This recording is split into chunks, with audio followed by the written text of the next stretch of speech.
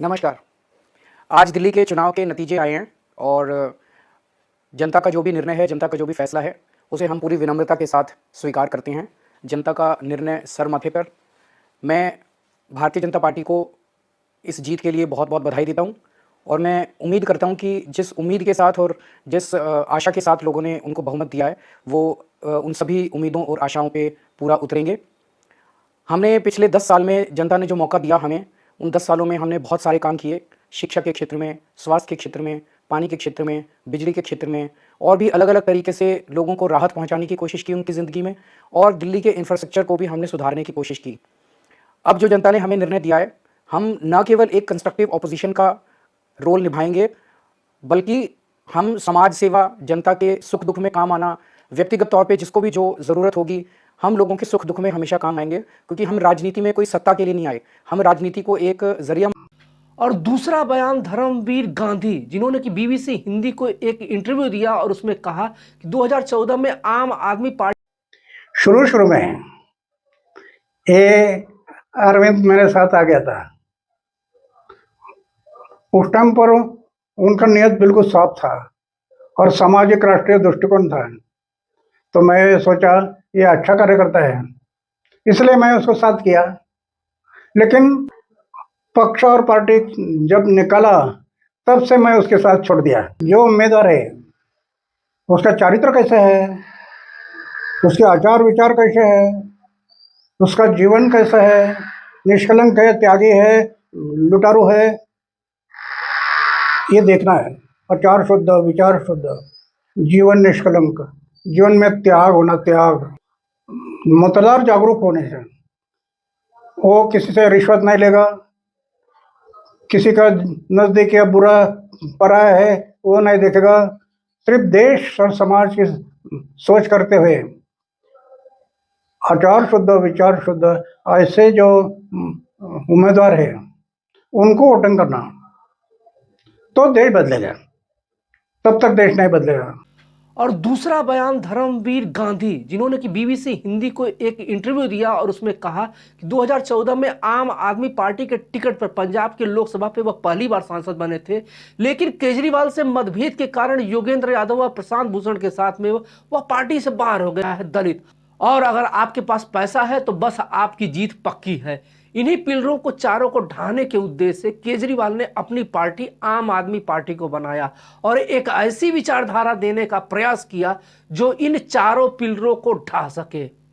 और केजरीवाल ने लोगों की आकांक्षाओं को जगाया और पार्टी बनाई और चुनाव लड़ना स्टार्ट कर दिया।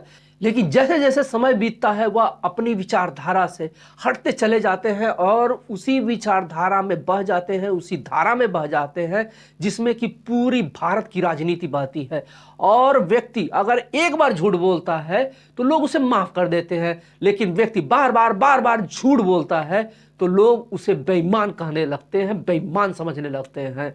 अब आइए कहानी की शुरुआत करते हैं, जो कि केजरीवाल के पतन की कहानी है, विचारधारा के पतन की कहानी है और आने वाले भविष्य में लोकतंत्र के पतन की कहानी है। जो केजरीवाल का पहला झूठ था जिसमें उन्होंने अपनी विचारधारा से समझौता कर लिया था, वह था कि मैं कोई भी राजनीतिक महत्वाकांक्षा नहीं है, मैं कोई भी राजनीतिक पार्टी नहीं बनाऊंगा और अपने जीवन में कभी भी चुनाव नहीं लड़ूंगा और अपने जीवन में कोई पद लेना नहीं चाहूंगा। लेकिन दिल्ली वालों के बीच में केजरीवाल की दीवानगी बढ़ जाती है और दिल्ली को ऐसा लगता है कि यह जो समाज सेवी है वह सत्ता का भूखा नहीं है। 2 अक्टूबर 2012 को दिल्ली के जंतर मंतर पे हजारों लोगों की भीड़ के सामने समाज सेवी अरविंद केजरीवाल ने आम आदमी पार्टी यानी आप की घोषणा की और यह वही जगह है जहां पे भारत के भ्रष्टाचार के खिलाफ आंदोलन की शुरुआत हुई थी। आम आदमी पार्टी का उद्देश्य भ्रष्टाचार के खिलाफ संघर्ष करना है और अच्छे प्रशासन की स्थापना करना है, लेकिन जो बाद में यह गलत साबित होता है और यही हार का सबसे बड़ा कारण बनता है। इसके बाद जो केजरीवाल तो जो दूसरा झूठ बोलते हैं कि मैं अपने बच्चों की कसम खाता हूं कि मैं बीजेपी और कांग्रेस में किसी का समर्थन नहीं करूंगा, क्योंकि इन्हीं लोगों के खिलाफ लोगों ने वोट किया है। मैं सत्ता का भूखा नहीं हूं तो मैं गठबंधन नहीं करूंगा, क्योंकि हम बीजेपी या कांग्रेस के साथ गठबंधन करके भ्रष्टाचार को खत्म नहीं कर सकते हैं। लेकिन यह बंदा यहां पर भी मात देता है और 25 नवंबर 2013 को दिल्ली में चुनावी रैली के जो ये शब्द थे, 8 दिसंबर 2013 को दिल्ली के विधानसभा के चुनाव के नतीजे आते हैं। आपको कुल 70 सीटों में से 28 सीटें मिलती हैं, कांग्रेस को 8 सीटें मिलती हैं और बीजेपी को 31 सीटें मिलती हैं। जब सरकार बनाने के लिए आम आदमी पार्टी को कांग्रेस का समर्थन चाहिए था, तो इसी के साथ में केजरीवाल ने अपने बच्चों की कसम को तोड़ देते हैं और कांग्रेस के साथ में गठबंधन कर लेते हैं। इसके बाद यह कहते हैं कि हमने कांग्रेस से समर्थन लिया है क्योंकि हमारी प्राथमिकता है दिल्ली की जनता के लिए, हित के लिए काम करना। हम कांग्रेस के समर्थन के बदले कोई समझौता नहीं करना चाहेंगे या कोई शर्त नहीं स्वीकार करना चाहेंगे। 28 दिसंबर 2013 को अरविंद केजरीवाल दिल्ली के मुख्यमंत्री बनते हैं और उन्होंने कांग्रेस की शीला दीक्षित की 15 साल की सरकार को पलट देते हैं।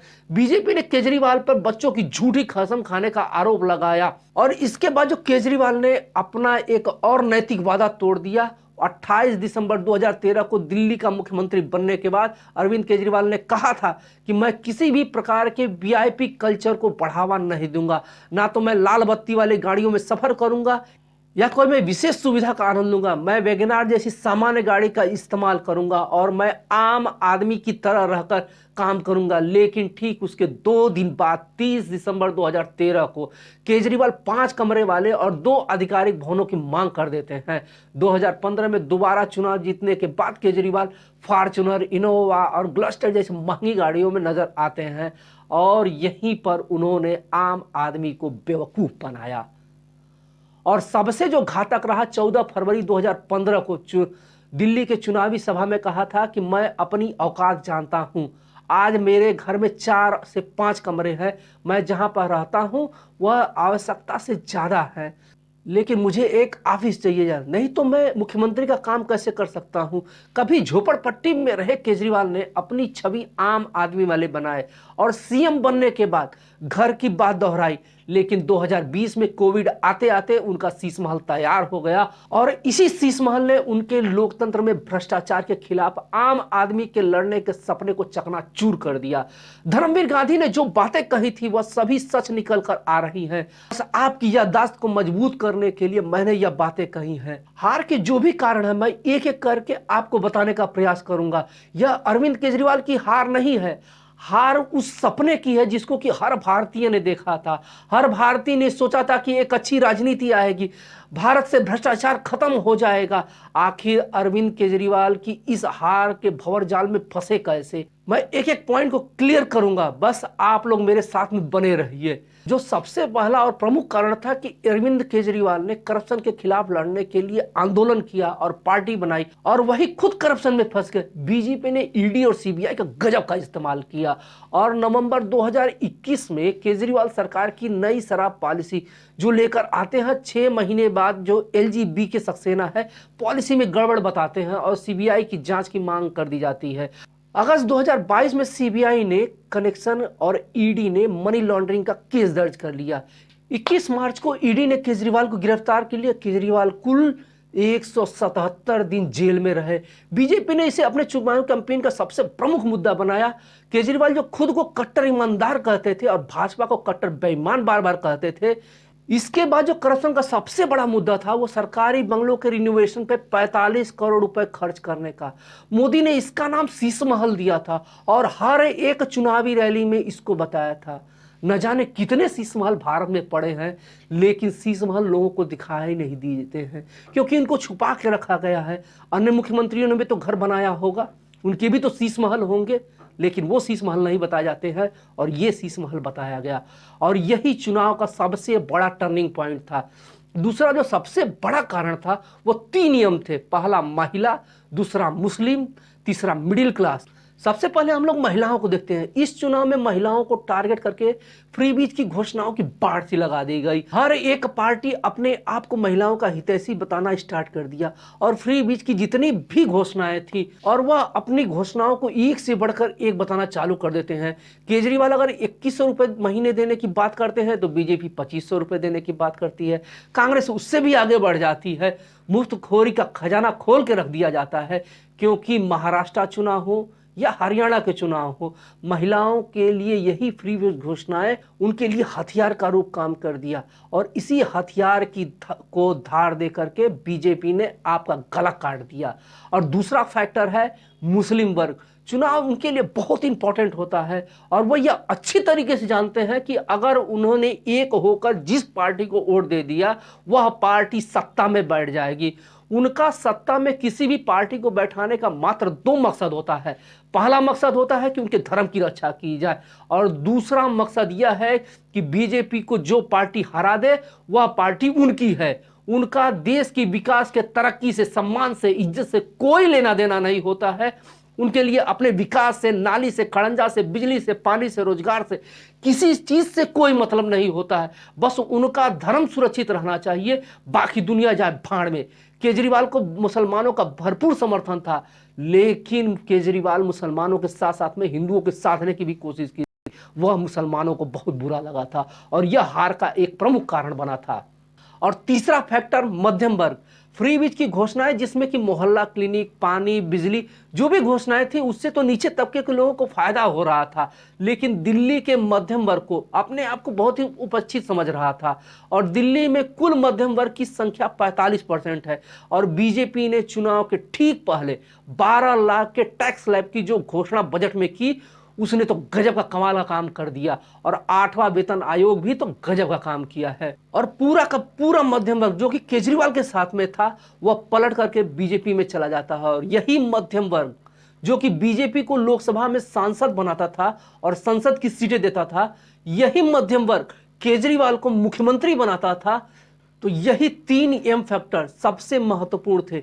इसके अलावा और भी फैक्टर हैं जो कि केजरीवाल को हराने में बहुत इंपॉर्टेंट है, जिसमें एक फैक्टर था यमुना के सफाई का मसला।